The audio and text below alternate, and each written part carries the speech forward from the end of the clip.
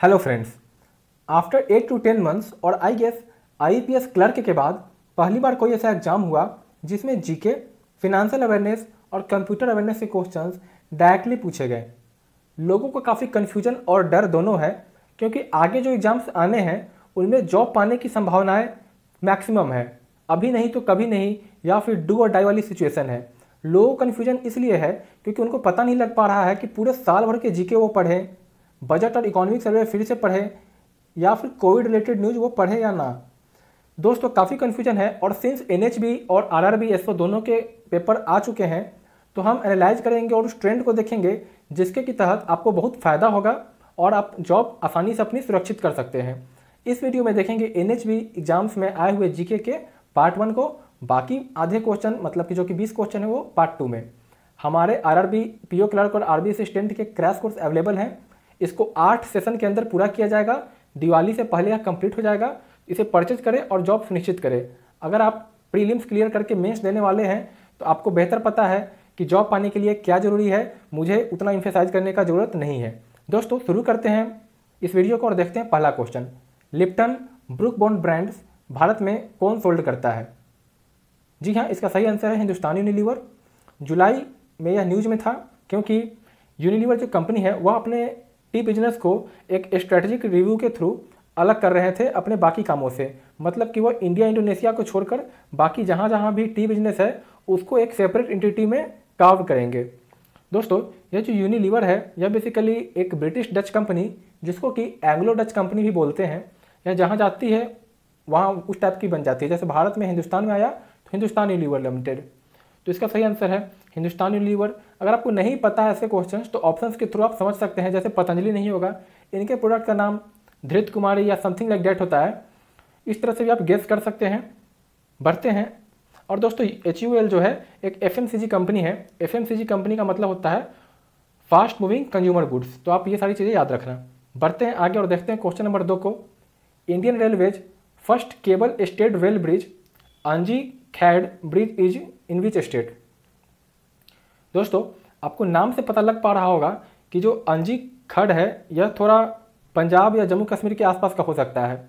अगर आपने जुलाई में यह न्यूज़ आया था, अगर आपने ध्यान दिया होगा, हमारे कोर्स के अंदर ये सारे क्वेश्चंस कवर किए गए थे। तो यह जो केबल स्टेड रेलवे ब्रिज है यह एक पार्ट है उधमपुर श्रीनगर बारामूला रेलवे लिंक का और यह जम्मू एंड कश्मीर में है। ऑप्शन सी इसका आंसर होगा। काफ़ी आसान क्वेश्चन था। Question number 3, what amount of loan has been signed between AIIB मतलब कि Asian infrastructure investment board and GOI government of India to improve network capacity of Mumbai suburban railway system? तो ऐसे काफ़ी question पूछे जाते हैं जिसमें कि किनके थ्रू कितना पैसे दिए गए, मनी असिस्टेंस बेसिकली उसको बोलते हैं, वह कितना किया गया। कभी वर्ल्ड बैंक देता है, कभी ADB, कभी AIIB। तो ये क्वेश्चन इंपॉर्टेंट होते हैं। तो जी हाँ, आपने शायद गेस कर लिया होगा, इसका सही आंसर है $500 मिलियन। दोस्तों यह सैंक्शन हुआ है मुंबई के इंफ्रा को बेटर करने के लिए। अब बढ़ते हैं दोस्तों अगले क्वेश्चन पे। Government hikes prize money of national sports award. तो राजीव गांधी खेल रत्न अवार्डी को अब कितना मिलेगा? आप गेस कर सकते हो। दोस्तों आपको बता दें कि इस साल लगभग 5 लोगों को यह अवार्ड मिला था, राजीव गांधी खेल रत्न अवार्ड। यह पहली बार ऐसा हुआ था जिसमें कि रोहित शर्मा, विनेश फोगाट, हॉकी कैप्टन रानी रामपाल, मनिका बत्रा और मरियप्पन थंगवेलु को यह अवार्ड मिला था। तो इसका सही जवाब है दोस्तों 25 लाख। ऑप्शन डी, यह अगस्त में न्यूज में था। उसी तरह अर्जुना अवार्ड जो आप जीतेंगे उनको 10 लाख रुपए मिलेंगे और द्रोणाचार्य अवार्ड विजेता को भी 10 लाख रुपए। तो आगे आने वाले एग्जाम में ये इंपॉर्टेंट हो सकता है, तो आप इसे याद कर लो। और वहीं जो ध्यानचंद अवार्ड है उसमें भी अब राशि बढ़ाकर 10 लाख कर दी गई है। तो अर्जुना अवार्ड, द्रोणाचार्य अवार्ड और ध्यानचंद अवार्ड तीनों में 10-10 लाख रुपए और राजीव गांधी खेल रत्न अवार्ड में 25 लाख रुपए। और अवार्डी का नाम भी आप पढ़ सकते हो, यहाँ पर दिया गया हुआ है और किस खेल से रिलेटेड है। जैसे कि विनेश फोगाट रेसलर हैं, रोहित शर्मा क्रिकेटर है, रानी रामपाल हॉकी से रिलेटेड है, मनिका बत्रा पेडलर है। यह सारी चीज़ आपको याद होनी चाहिए, एग्जाम से पूछे जा सकते हैं। ओके तो दोस्तों बढ़ते हैं क्वेश्चन नंबर 5 की तरफ। अच्छा आपको बता दें कि जैसे स्पोर्ट्स पे क्वेश्चन आया तो आपको ये पता होना चाहिए कि अगस्त में नेशनल स्पोर्ट्स डे भी था। तो आप कमेंट बॉक्स में बताएं कि स्पोर्ट्स डे कब था अगस्त में और यह किसके बर्थ एनिवर्सरी पे मनाया जाता है, उस लीजेंड का नाम क्या था। तो आपके लिए प्रैक्टिस क्वेश्चन है। बढ़ते हैं अगले क्वेश्चन पे। Dash based sovereign wealth fund Mubadala picked up 1.4% stake in Reliance Retail Ventures RRVL, which is a subsidiary of Reliance Industries Limited for 6,247 crore. दोस्तों यह जो मुबाडाला है, आपको याद होगा कि जब जियो में काफ़ी स्टेक लग रहे थे तो यही न्यूज में आया था। पहले मुकेश अंबानी ने जियो के लिए वर्ल्ड से काफ़ी पैसे पुल इन किए, जैसे कि सॉफ्टबैंक से, सिल्वर लेक से, मार्क जकरबर्ग से और बाकियों से। उसके बाद अब रिलायंस रिटेल वेंचर्स के लिए भी अब ये पैसे ले रहे हैं, अपना इक्विटी दे रहे हैं और पैसे ले रहे हैं, जैसे कि यहाँ पर 1.4% स्टेक दिया। तो आपने अगर ध्यान दिया होगा तो मुबाडाला काफ़ी न्यूज में आया था और यह अबू धाबी बेस्ड कंपनी है। अबू धाबी में और यह अभी और भी न्यूज में है क्योंकि सॉफ्ट बैंक के साथ ही मिलकर इसने 25 बिलियन का करार किया है, 25 बिलियन का। तो अबू धाबी बेस्ड है और अबू धाबी जो है वह यूएई का कैपिटल है। यूएई में आईपीएल चल रहा है। आपको आईपीएल का ही पता होना चाहिए कि आईपीएल का कौन सा सीजन चल रहा है, यह भी आप कमेंट बॉक्स में बताएं। और ठीक है दोस्तों, तो इसका आंसर है उसी तरह ये जो बैंडर सेरी बेगावान है, यह ब्रुनेई का कैपिटल है, जहाँ की पर कैपिटल इनकम काफ़ी ज़्यादा है वर्ल्ड में। रियाद सऊदी अरबिया का कैपिटल है और दोहा कतर का कैपिटल है। यह सारी चीज़ें आपको पता होना चाहिए, बेसिक चीज़ें हैं। बढ़ते हैं दोस्तों अगले क्वेश्चन पे। एमएसएमई का नया डेफिनीशन आ गया है। उस डेफिनीशन के हिसाब से जो स्मॉल कंपनियां हैं, एमएसएमई में माइक्रो हो गया, स्मॉल हो गया और मीडियम हो गया। तो डेफिनीशन के हिसाब से दो चीज़ों में बांटा गया है, एक तो है इन्वेस्टमेंट और एक है टर्नओवर। तो माइक्रो हो गया, स्मॉल हो गया, मीडियम हो गया। तो स्मॉल में पूछ रहे हैं इन्वेस्टमेंट 10 करोड़ है तो टर्नओवर क्या है क्लासिफिकेशन के हिसाब से। तो इसका टर्नओवर है दोस्तों 50 करोड़। तो ऑप्शन डी इसका आंसर हो गया। वहीं पे अगर माइक्रो और मीडियम के बारे में देखें तो आपको बता दें कि माइक्रो में जो इन्वेस्टमेंट है वह 1 करोड़ होना चाहिए और टर्नओवर 5 करोड़ होना चाहिए, और वहीं मीडियम में 50 करोड़ इन्वेस्टमेंट होना चाहिए और टर्नओवर 250 करोड़। दोस्तों इसको याद करना बिल्कुल टफ नहीं है, आपको बस पैटर्न देखने हैं। यह मैं अपने वीडियोज में बता देता हूँ आप लोगों को, जैसे माइक्रो, स्मॉल, मीडियम हो गए। ओके, तो इसमें इन्वेस्टमेंट जो है 1 करोड़ है, टर्नओवर है 5 करोड़। उसी तरह स्मॉल में था इन्वेस्टमेंट 10 करोड़, टर्नओवर था 50 करोड़। और मीडियम में जो इन्वेस्टमेंट हुआ है 50 करोड़, टर्नओवर है 250 करोड़। तो आप देख पा रहे होंगे रिलेशन इनके बीच क्या है, इंटू 5 का है। तीनों में इंटू 5 इंटू 5 इंटू 5 है। तो आप इसको याद रखना, तो आप भूलोगे नहीं। ओके, सितंबर में यह न्यूज़ में था क्योंकि क्लासिफिकेशन के हिसाब से यह सारा चीज़ें अप्रूव हुआ था और इसको 250 किया गया था। कुछ और भी न्यूज़ था एमएसएमई से रिलेटेड। एक तो था कि आत्मनिर्भर भारत पैकेज में 3 लाख करोड़ रुपए दिए गए थे एमएसएमई को।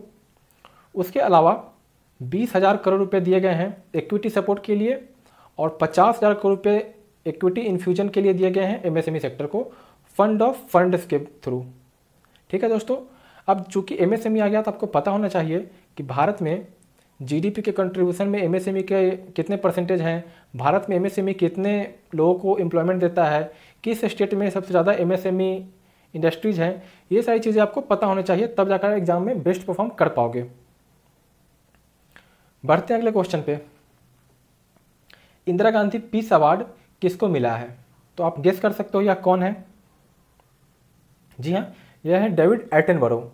और जो इंदिरा गांधी अवार्ड है यह मिलता है the Indira Gandhi prize for peace disarmament and development was instituted in the memory of former prime minister by a trust in her name in 1986।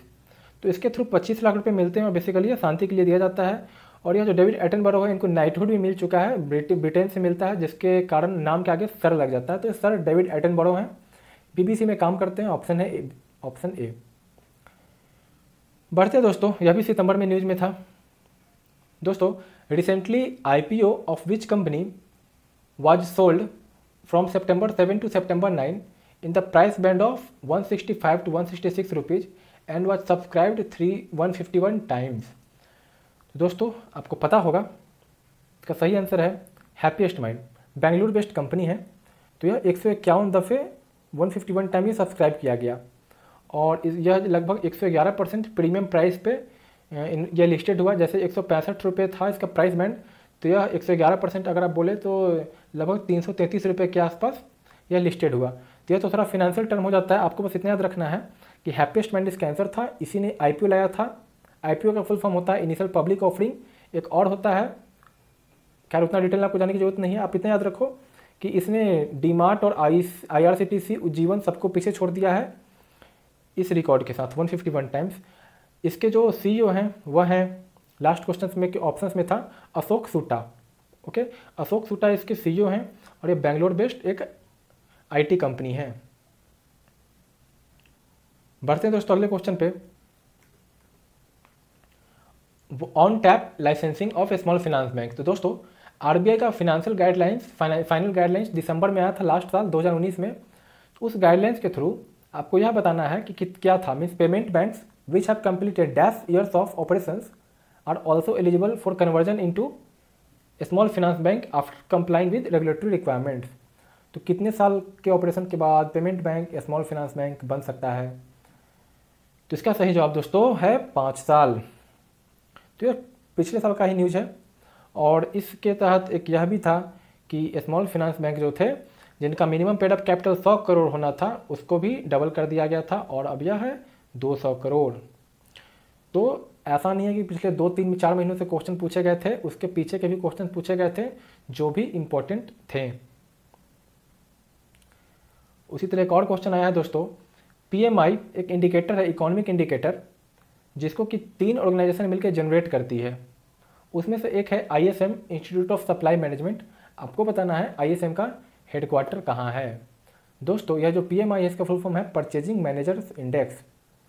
और यह 3 इंस्टीट्यूट कौन है जो इसको रिलीज करते हैं? एक तो आप जान गए कि ISM है, फिर एक है SIPMM, इसको बोलते हैं Singapore institute of purchasing and material management. Okay, यह जाहिर सी बात है, ऑब्वियस है, सिंगापुर में हेडक्वार्टर्ड होगा। और एक और है IHS, यह आप न्यूज में देखते होंगे, IHS मार्केट ग्रुप, और यह लोकेटेड है लंदन में। और यह जो ISM की बात कर रहे हैं यह लोकेटेड है एरिजोना US में है, अमेरिका में। इसका आंसर है ऑप्शन ए। दोस्तों यह भी हाल के ही न्यूज में था, मीन्स दिसंबर में तो नहीं, अभी के न्यूज में था। बढ़ते हैं अगले क्वेश्चन की तरफ। अभी एक रिपोर्ट इंडेक्स आया था, ह्यूमन कैपिटल इंडेक्स, तो उसमें भारत का रैंक था 116। आपको बताना है यह कौन रिलीज करता है। ओके, तो यह रिलीज करता है वर्ल्ड बैंक। भारत का जो स्कोर था लास्ट ईयर 0.44 था, वो बढ़ के 0.49 हो गया। World bank ease of doing business report भी पब्लिश करता है। आपको दोस्तों पता होना चाहिए कि ह्यूमन कैपिटल इंडेक्स है तो मतलब ह्यूमन को एक तरह से कैपिटल के रूप में ट्रीट किया जाता है। इंडिया में जो अभी मिनिस्ट्री थी वह ह्यूमन रिसोर्स डेवलपमेंट मिनिस्ट्री थी, MHRD, जिसको कि चेंज करके मिनिस्ट्री ऑफ एजुकेशन कर दिया गया। तो आपको इस तरह से पढ़ना होगा कि आपको पता होना चाहिए किस आर्टिकल के थ्रू इसको चेंज किया गया है। आर्टिकल 77 इसका आंसर है। तो आपको पूरा कॉम्प्रिहेंसिव और होलिस्टिक तरीके से पता होना चाहिए, तभी आप एग्जाम में बेस्ट परफॉर्म कर सकते हो, क्योंकि कंपटीशन काफ़ी ज़्यादा हो गया है। बढ़ते हैं और देखते हैं 12वें क्वेश्चन को। काफ़ी आसान सा क्वेश्चन है कि who has been appointed as the chairman of NSD national school of drama by president Ramnath Kovind on the recommendation of ministry of culture. मैंने जानबूझकर इस क्वेश्चन को थोड़ा बड़ा बना दिया ताकि आपको पता हो कि प्रेसिडेंट अपॉइंट करते हैं और मिनिस्ट्री ऑफ कल्चर रिकमेंड करती है। इसके सही आंसर है, आप जान चुके होंगे, बॉलीवुड एक्टर और former BJP MP Paresh Rawal ji. Question number 13, अभी जो कामत कमेटी बनी थी RBI की, तो इन्होंने 26 सेक्टर को पिक किया लोन रिस्ट्रक्चरिंग के लिए। तो the committee will also scrutinise restructuring of loans above. तो कितने पैसे के ऊपर के लोन को यह कमेटी स्क्रूटनाइज करेगी? तो यह ऑप्शन कौन से इसका आंसर सही है? तो यह होगा दोस्तों ऑप्शन ए 1500 करोड़। इसका सही आंसर है ऑप्शन ए 1500 करोड़। दोस्तों ये जो कमेटी, यह जो KV कामत है, यह ICICI बैंक के पहले CEO थे और इन्हीं को बनाया गया था कमेटी हेड, ताकि यह सारे रिकमेंडेशन दे सके फिनेंशियल पैरामीटर्स पे, जिसको कि कंसीडर किया जाएगा रिस्ट्रक्चरिंग ऑफ लोन्स के लिए, क्योंकि कोविड के कारण काफ़ी इम्पैक्ट हुआ है। तो क्या क्या पैरामीटर्स है जिसके लाइन पे रिस्ट्रक्चरिंग ऑफ लोन्स होगा, उसके लिए इन्हें नियुक्त किया गया था। तो इन्होंने इसके बारे में बताया है। और अगर देखें तो the release further said that the committee will also scrutinise restructuring of loans above 1500 crore and that the term of the committee has been extended till June 30, 2021। तो इसको आप यह डेट भी याद रखना कि इस कमेटी का जो टर्म है इसको एक्सटेंड कर दिया गया है। बढ़ते हैं अगले क्वेश्चन पे। India's rank is 48th in the 30th edition of the GII, मतलब कि ग्लोबल इनोवेशन इंडेक्स। तो फिर से एक इंडेक्स पे क्वेश्चन आ गया। हमने ह्यूमन कैपिटल इंडेक्स देखा, ये अगला क्वेश्चन है इंडेक्स के ऊपर। तो GII जो है, आपको यह बताना है कि कौन से कंट्री ने इसमें टॉप किया।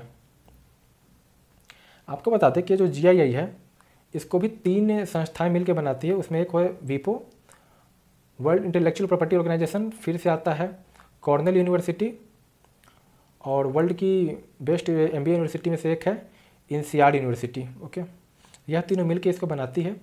भारत का रैंक आप देख ही रहे हो 48 है, लास्ट टाइम 52 था, 4th 4 अंकों से इन्होंने सुधार किया है। इसमें टॉप किया है स्विट्जरलैंड ने। स्विट्जरलैंड काफ़ी इनोवेटिव कंट्री है। और भारत टॉप 15 में था किस चीज़ में, तो इंफॉर्मेशन एंड कम्युनिकेशन टेक्नोलॉजी में और सर्विसेज एक्सपोर्ट में। तो आप यह भी याद रखना। बढ़ते हैं अगले क्वेश्चन पे। Guru Ghasidas national park declared as tiger reserve, यह कहाँ पे है? तो ऐसे क्वेश्चंस में अगर आपको याद है तो आप बता सकते हो, बट वैसे यह भी क्वेश्चन न्यूज में था। तो गुरु घासीदास यह जो है छत्तीसगढ़ में है। छत्तीसगढ़ में बाकी 3, यह बेसिकली चौथा टाइगर रिजर्व है छत्तीसगढ़ का। इस कारण न्यूज में आया था कि इसको चौथा टाइगर रिजर्व बोला गया। बाकी के जो टाइगर रिजर्व है छत्तीसगढ़ में वह है अचानकमर, उदंती और इंद्रावती। बढ़ते हैं अगले क्वेश्चन पे। सेबी रिलेटेड यह क्वेश्चन था। SEBI specified that minimum investment in equity and equity related instruments of किसका, of large mid and small companies should be -% each of total asset. तो कोई भी कंपनी अगर इन्वेस्टमेंट करती है इक्विटी इन्वेस्टिंग, तो टोटल एसेट का कितना % होना चाहिए। तो अगर आपको पता हो, अगर आप थोड़ा सा न्यूज़ फॉलो करते होंगे तो काफ़ी आसान क्वेश्चन था। 25% इसका आंसर है। काफ़ी कोई कंपनी ऐसी होती थी कि जो कि 80% तक इन्वेस्ट कर देती थी इक्विटी के हिसाब से। तो मार्केट को बैलेंस में रखने के लिए इसको 25% तक किया गया है। ठीक है दोस्तों, बढ़ते हैं आगे। यह काफ़ी अच्छा क्वेश्चन था। इसी साल के शुरुआत में एक रिपोर्ट आया था, national strategy for financial inclusion 2019 से 24 के लिए। इसमें यह था कि वन ऑफ द ऑब्जेक्टिव यह था कि to include increasing outreach of banking outlets of to provide banking access to every village within a dash radius.